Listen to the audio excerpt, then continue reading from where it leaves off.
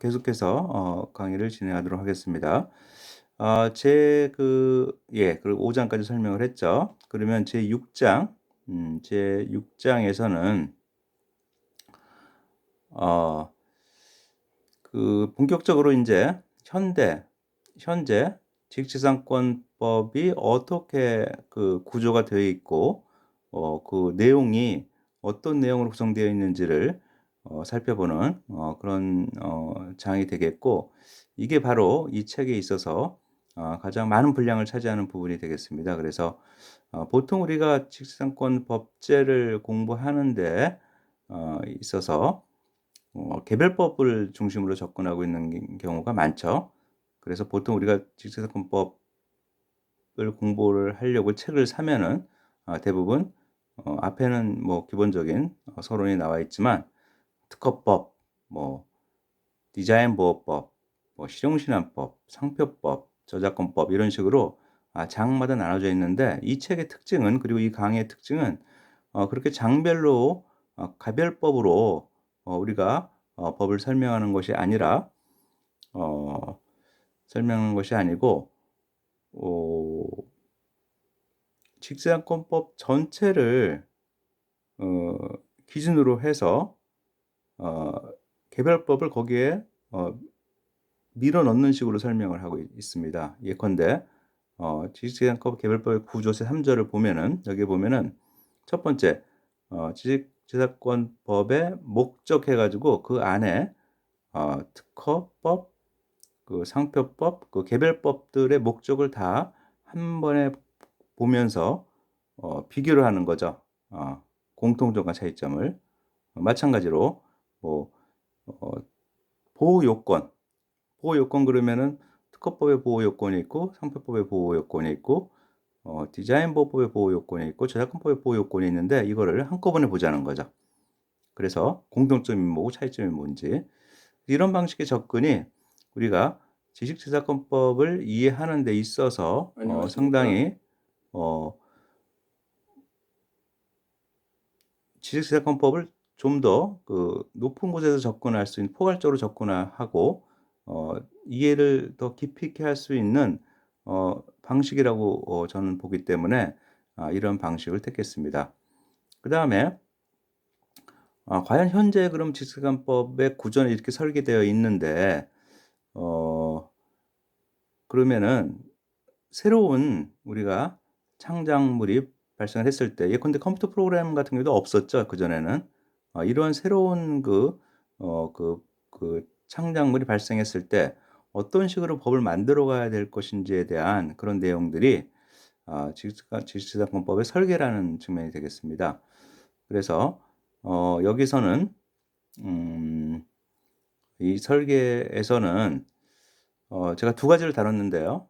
과거 설계 사례, 그러니까 특허법 같은 경우에는 세계 최초의 특허법을 제가 보기에는 영국의 전매 조례가 아니라 베니스 공화국의 특허법이라고 보고 있고, 거기에 대해서는 제가 인제 유튜브에 별도의 강의를 올려 놨죠. 그래서 과연 왜 베니스 공화국에서는 왜 그런 식으로 법을 설계했는지를 한번 살펴보고, 그다음에 현재 우리 특허법의 대안으로서 어 새로운 법을 제가 한번 상상해 보았습니다. 그래서 이 두 가지 과거의 설계 사례와 미래의 설계 사례를 보면서 우리가 직지상권법 현재 법을 절대화하지 말고 상대적으로 볼 수 있는 그러한 여유를 가질 수 있도록 그렇게 한번 목차를 만들어 보았습니다.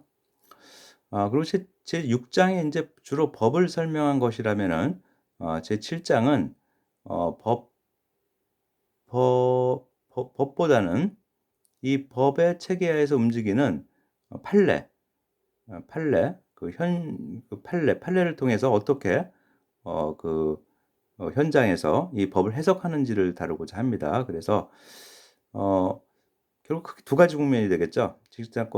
지식재산권으로 법으로 보호받기 위해서는 어떤 요건이 필요한 한지를 법원이 어떻게 해석했는지, 그다음에 침해인지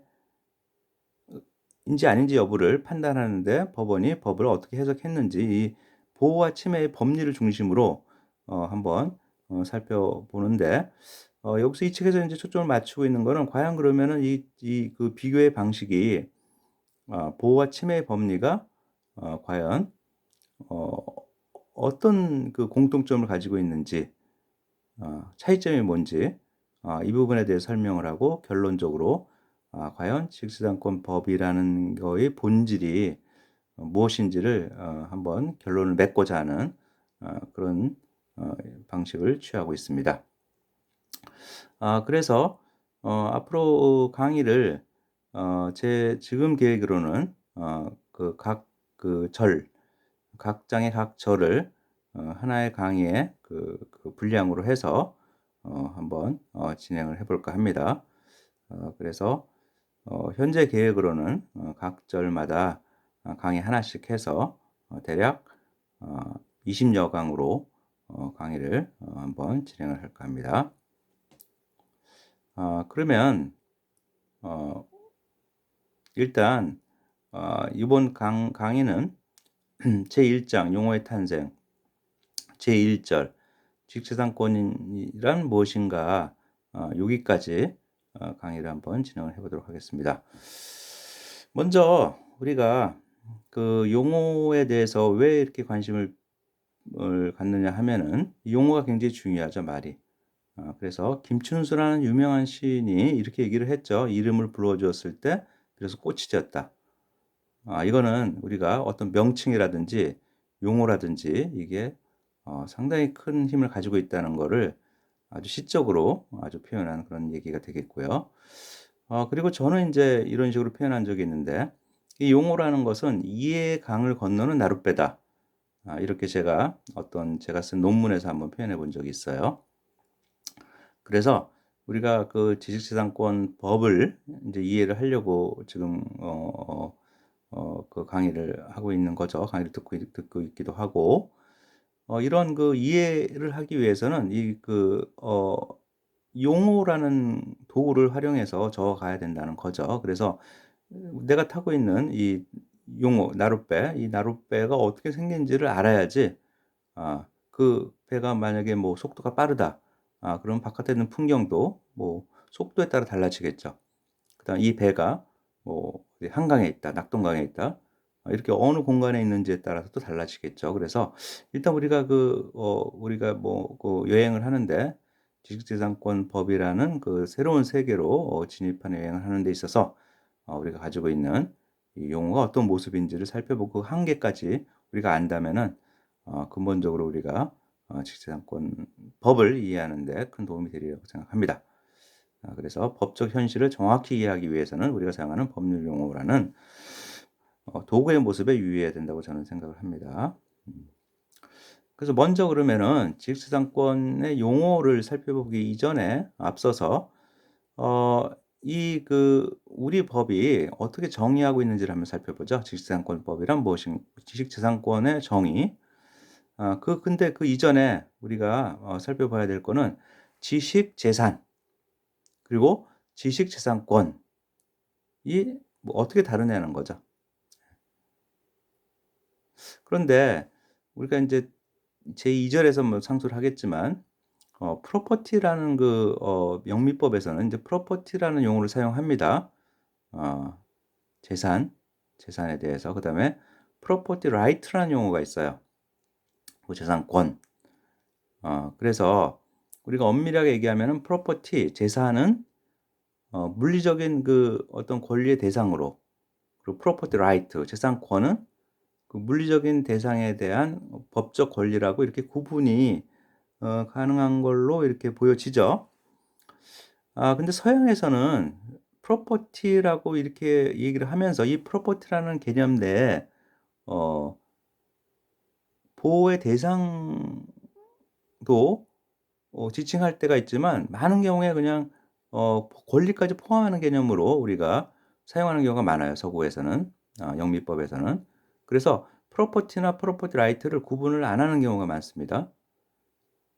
근데 우리나라 같은 경우에는 구분하는 경우가 더 많은 것 같아요, 제가 보기에는. 그래서 지식재산은 어떤 물리적인 대상, 지식재산권은 거기에 대한 권리, 이렇게 엄밀하게 분리하는 경우가 많기 때문에 우리가 어디서 어려움을 겪냐면 서양 영미법에 있는 책들 읽다 보면은 프로퍼티라고 나오는데 이게 프로퍼티 재산인지 재산권인지가 혼재되어 있기 때문에 우리가 이제 구분할 필요가 있다는 거죠. 그래서 인제 보면은 예컨대 인제 서양 지식재산권 관련된 대표적인 국제 유엔 산하의 국제 기구에 와이포가 있는데 World Intellectual Property Organization이라는 게 있죠. 근데 이거를 그 한국어로 공식적으로 이 관련된 법령을 번역하는 걸 제가 봤더니 세계 재산 프로퍼티면 재산이라고 우리는 엄밀하게 얘기를 본다고 했죠.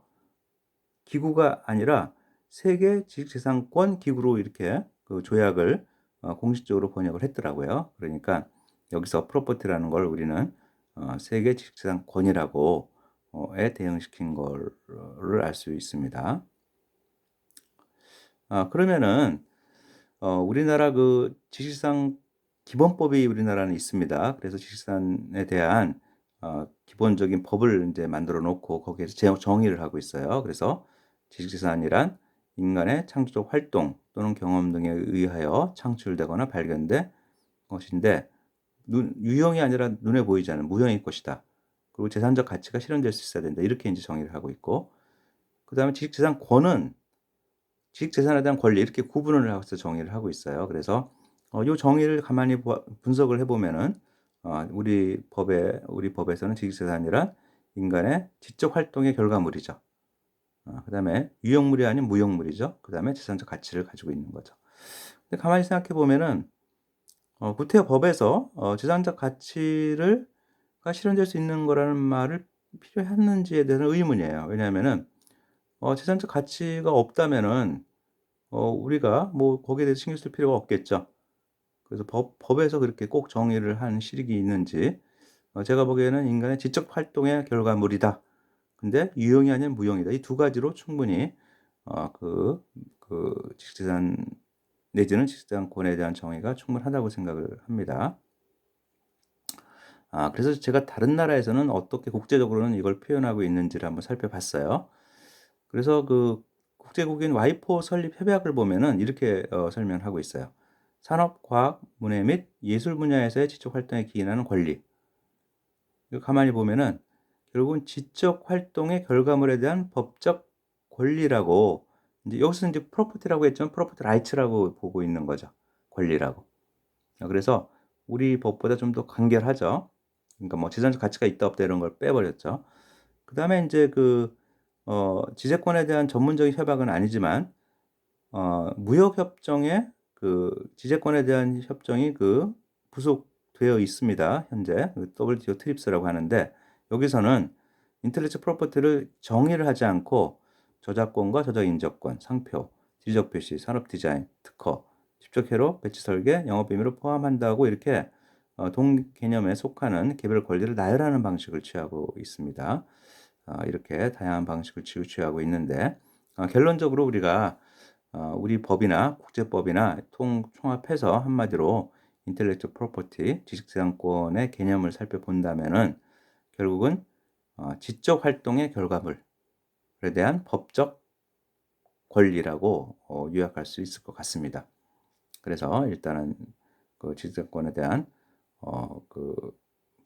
정의에 대해서 한번 살펴보았습니다. 그래서 여기서 이제 출발을 해서 제2절에서는 과연 그러면은 intellectual property라는 이 용어 서구에서 이런 용어가 언제 생겨났고 우리가 어떻게 수용하게 되었는지 그 부분으로 다음 강의를 하도록 하겠습니다. 오늘 여기서 마치겠습니다. 감사합니다.